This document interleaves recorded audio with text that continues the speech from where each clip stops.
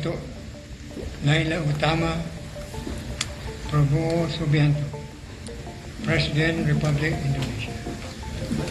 Hadirin dan hadirat, kita dengan amat sukacita mengalu-alukan kedatangan Tuan Yang Terutama Presiden Republik Indonesia Prabowo Subianto bertemu dengan Yang Maha Mulia Sri Sultan Haji Hassanal Bolkiah di Istana Nurul Iman Brunei Darussalam pada Rabu 14 Mei 2025 lalu.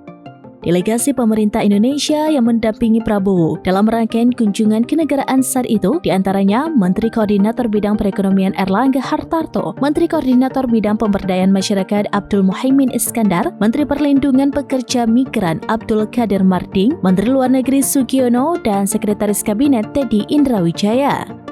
Presiden Republik Indonesia Prabowo Subianto menegaskan komitmennya untuk terus mempererat hubungan bilateral dengan Brunei Darussalam, terutama di tengah dinamika dan ketidakpastian global yang semakin kompleks. Sangat berkomitmen untuk terus menjaga hubungan yang sudah baik ini untuk terus lebih baik.